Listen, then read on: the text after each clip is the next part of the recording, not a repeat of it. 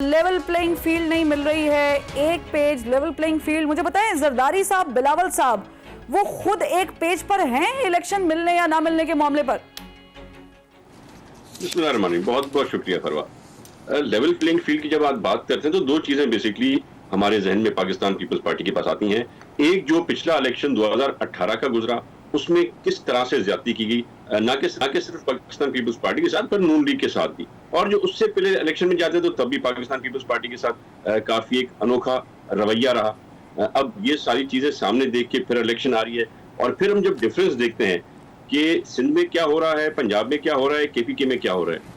आप जो पुरानी डेवलपमेंट स्कीम्स होती हैं वो कभी भी कोई भी केयर टेकर हुकूमत या इलेक्शन कमीशन बंद नहीं करता है।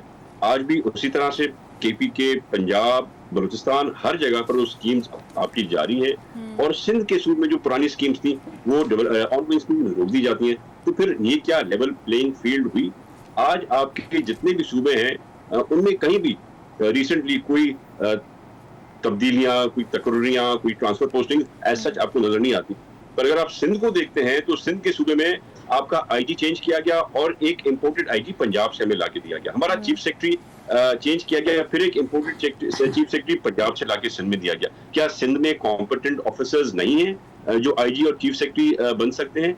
क्या इतना फर्क है हमारे यहाँ बाकी सूबों की सियासत में और एज पर पॉलिसी? ये तो हो गई, आप लेवल प्लेइंग फील्ड की बात कर रहे हैं, मैं लेवल प्लेइंग फील्ड पर भी आ जाऊंगी। लेकिन मैंने सवाल इनिशियली ये किया था कि जरदारी साहब और बिलावल भुट्टो साहब जो है वो एक पेज पर क्यों नहीं नजर आ रहे हैं? देखिए, जरदारी साहब का जो एक्सपीरियंस है वो हमें हर वक्त काम आता है। हमें तो क्या, हमारी बाकी जो जमातें कोलिशन हमारे साथ रही, नून लीग को भी उनसे हमने फायदा हासिल करके दिया। बिलावल साहब भी उनसे फायदा लेके दे रहे हैं, और चेयरमैन बिलावल खुद यंग हैं, करिस्मेटिक हैं, एक्टिव हैं। आप हर जगह पे देखते हैं, पूरे सिंध, पंजाब, हर जगह का बलूचिस्तान की वो दौरे करते आ रहे हैं। तो इनका एक बड़ा जबरदस्त मिक्स एंड मैच है, जिससे इंशाल्लाह ताला पाकिस्तान के फ्यूचर को आप बेहतर होते हुए देख रहे हैं, और इंशाल्लाह ताला देखेंगे जब वो प्राइम मिनिस्टर बनेंगे। जहां पर उन दोनों के एक पेज पर होने की बात है, तो आपने खुद ही देख लिया कि चेयरमैन साहब ने यही बात की कि अगर मेरे वालिद साहब मेरे हाथ खोल दें, यानी कि साथ मिलकर बैठकर काम कर रहे हैं, एक के जहन और एक्सपीरियंस का फायदा ले और एक की यंग यूथ का हम फायदा ले रहे हैं, तो एक पेज पर है और इंशाल्लाह ताला एक पेज पर ही रहेंगे। जितने भी आज तक आपने देखा हुआ फैसले हुए सिंध हुकूमत के लिए, कोलिशन गवर्नमेंट के लिए, वो सारे चेयरमैन बिलावल और सदर जरदारी ने साथ बैठ के किए। ठीक है तैमूर साहब, मैं शेख साहब की जानिब बढ़ने से पहले एक छोटा सा सवाल करूंगी। मैं चाहूंगी आप उसको मुख्तसर जवाब उसका दे दें। ये हाथ बांधे क्यों है जरदारी साहब ने? किस लिए बांधे? नौजवान शख्स, जज्बाती शख्स, नया एक प्लेयर जिसने कि बड़ी अच्छी तरह से 16 महीने एक जबरदस्त रोल प्ले किया एज ए फॉरेन मिनिस्टर, और आके पूरे जो खित्ता था उसको पाकिस्तान के साथ मिला के करीबी ताल्लुकात और बेहतर ताल्लुकात सबके साथ पैदा हुए, जो कि इमरान नाजिर साहब खाना खराब करके चले गए थे हमारी फॉरेन पॉलिसी का। तो वो हाथ बंद नहीं है, वो जज्बात हैं जिनको कंट्रोल करके और सियासत आगे लेके जानी है। बड़ा क्लियरली आपने सुना होगा, सदर जरदारी ने कहा है कि मेरे लिए अब सियासत सेकेंडरी है और प्राइमरी जो है वो पाकिस्तान है और पाकिस्तान की मईशत है। तो उसके लिए बैठ के साथ मिलकर इसी तरह से काम होगा। भट्टी साहब, ये क्या होती है लेवल प्लेइंग फील्ड, और ये क्या होता है एक पेज पर आना? मतलब हमने जब से देखा है, जब से मैंने होश संभाली है, आपकी तो जरा होश आपने मुझसे काफी पहले संभाली भट्टी साहब, लेकिन एक पेज ही कभी नहीं मिला। लेवल प्लेइंग फील्ड कभी किसी को नहीं मिलती है, कभी फलानी को नहीं मिली जमात को, कभी फलानी जमात को नहीं मिली। कब मिलेगी, कैसे मिलेगी, है क्या ये शय? बहुत शुक्रिया एक मरतबा फिर मुझे याद दिलाने का कि मैं तहरीक पाकिस्तान में शामिल था और कायद आज़म का साथी था। और आप तो अभी हमारे बुजुर्गों में से हैं आप। ये कोई आप तो अभी 9/11 के बाद पैदा हुई हैं, तो आपका और मेरा बड़ा लंबा अरसे का गैप है। दूसरी बात ये है कि आपके एक सवाल पे मैं कुर्बान जाऊं। आपका सवाल था कि बिलावल साहब के हाथ बांधे कब हैं जरदारी साहब ने। हाँ। अब मैं उसमें उस सवाल में अगली मरतबा मेरे भाई तैमूर आएंगे ना जब उनकी बारी, तो वो इसका जवाब दें कि ये हाथ बंधे कब थे और हाथ बांधे किस रस्सी से थे। प्लास्टिक की थी कि ये दूसरी थी, ये जो चारपाइयों वाली होती है वो थी, या फिर हाथ बांध के तो कोई एग्रीमेंट हुआ था, साइन हुआ था कि यहाँ तक आपके हाथ बंधे हैं, यहाँ नहीं। या हाथ बंधाओ तकरीब कब होगी, और अगर हाथ खुलाओ तकरीब होगी तो वो कब होगी। ये इस पे अब कैसर भाई ने कहा कि 70 तक दुनिया हमें देख रही थी। सर उसके बाद फिर दुनिया ने हमें इसलिए देखना छोड़ दिया कि फिर हमने आपको देखना शुरू कर दिया। फिर आप लोग आ गए, फिर आप लोगों ने हमारा राज्य के सवा सत्यानाश किया।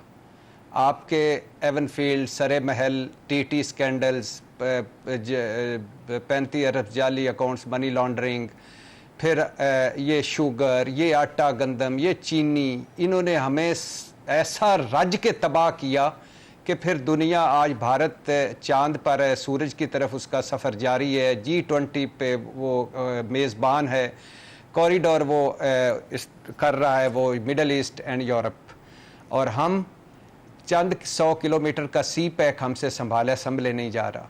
और हमारा हाल ये हो गया है कि आज भी हम आपकी कार्टूनिक फिल्मों में, टॉम एंड जेरी फिल्मों में, मिजाहिया फिल्मों में गुम हैं कि आज भी आपको लेवल प्लेइंग फील्ड चाहिए। आज भी आपको अगर लेवल प्लेइंग फील्ड नहीं मिली, जो हमारे सियासतदान हैं, जो हमारे जिनको हम वोट दे के असम्बलियों में भिजवाते हैं, तो साडा की हाल होएगा फिर भाईजान। साडे तो लेवल ही कोई नहीं रह गया, ना इस मुल्क का कोई लेवल रह गया, ना इस कौम का कोई लेवल रह गया। हमारे मसाइल क्या हैं? ये मुल्क बदतरीन सियासी बुरान में है, बदतरीन मुआशी बुरान में है, बदतरीन आइनी बुरान में है, बदतरीन अदालती बुरान में है। कौम रिकॉर्ड महंगाई में है, रिकॉर्ड बेरोजगारी में है, रिकॉर्ड गुर्बत में है। हमारे मसाइल क्या हैं? आलमी सतह पर हम तमाशा बन चुके हैं। चौथा बदतरीन पासपोर्ट हमारा है और हमें कोई वीज़ा नहीं देता। हमारे लोग कश्तियों में डूब डूब कर समंदरों में मर रहे हैं। एक हिजरत तकसीम पाकिस्तान के वक्त पाकिस्तान में हुई थी और एक हिजरत अब यूरोप में हो रही है। और हमारे मसाइल क्या हैं? अंदरूनी नफरत, तकसीम। हमारे मसाइल क्या हैं? आबादी बम, आबादी बम, ये फट रहा है आबादी बम। 24 करोड़ 60 लाख लोग, और मुआशी इस्लाहत हो नहीं रही। 200 सफ़ेद हाथी हम पर मुसल्लत हैं। 16 तैयारों वाला कोई शर्म से डूब मरने का मकाम है। 16 तैयारों वाला PIA रह गया है। 16 तैयारे, कभी कोई मुल्क उसे रोक लेता है, कभी कोई मुल्क। हमारे पैसे दो, सिर्फ मुझे एक मिनट बात करने दिए फरवा, 1 मिनट बात करने दिए प्लीज प्लीज। ये इस पे, ये जो लजीज और मजेदार स्पाइसी चीजों पे मैं आ रहा हूं, यानी कर्जे हम उतार पाएंगे? कभी लग रहा है कि कर्जे उतार पाएंगे? कैपेसिटी चार्जेस बिजली के इतने हैं कि 3 रुपए अगर आमदन होती है, 2 रुपए हम दे देते हैं उसमें, वापस उनको बिजली घरों को दे देते हैं। और माफियाज, ये मुल्क माफियाज का है, ताकतवरों का है, पैसे वालों का है।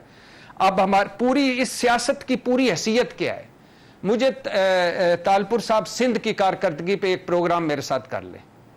मुझे ये कि शेख साहब मुस्लिम लीग की इस 15 महीने की बदतरीन कारकर्दगी पर एक प्रोग्राम कर लें। आप इसलिए आए थे नायब खत्म कर देंगे, EVM खत्म कर देंगे, आप इसलिए आए थे नाइली खत्म कर देंगे, आप इसलिए आए थे कि हम फकीदुल मीनार पाकिस्तान इसलिए रह गया है कि वहां जलसे होने हैं और बस सारा।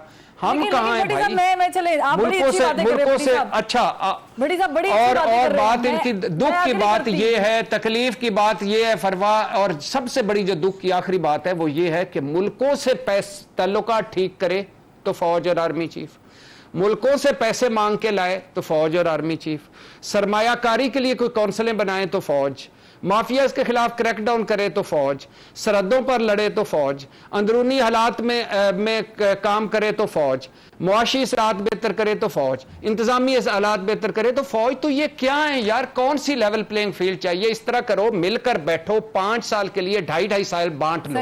2.5 साल मियां मोहम्मद नवाज शरीफ साहब हुकूमत कर लें, 2.5 साल बिलावल भुट्टो कर लें, मुझे कोई एतराज नहीं, लेकिन मसाइल हल करो मेरे। अब ये कहानियां खत्म करो, ये अफसाने खत्म करो। मुझे ब्रेक का कहा जा रहा है मुझे। हाँ भट्टी साहब बड़ी अच्छी बातें कर रहे हैं। मैं दोनों से, अपने मेहमानों से, शेख साहब से भी और तालपुर साहब से भी इस पे जवाब लेना चाहूंगी। लेकिन भट्टी साहब मैं थोड़े नाल एक गल कर, हम हमेशा सियासतदानों को कोसते हैं, सियासतदानों की बात करते हैं। मैं मानती हूँ इस मुल्क में सियासतदान अगर ठीक हो जाए तो ये मुल्क तौर के रहमो करम पर ना रहे, लेकिन कुछ चीज़ें इंतज़ामी होती हैं, कुछ चीज़ें हालात के तौर पे होती हैं। 70s तक का जिक्र किया शेख साहब ने, तो मुझे बताएं कि जब मुशर्रफ साहब ने आके धावा बोला और शब खून मारा तो उसकी जिम्मेदारी किस पे आयद होती है? देखिए, बहुत सारी चीजें हमें मिल बांट के करनी पड़ेंगी, बहुत सारी चीजों को अंडरस्टैंड करना पड़ेगा, बहुत सारी चीजों पे काम मिल के करना पड़ेगा, लेकिन उस मिल के बैठने को हम लेवल प्लेइंग फील्ड कहते हैं अगर तो वो सबको मिलनी चाहिए।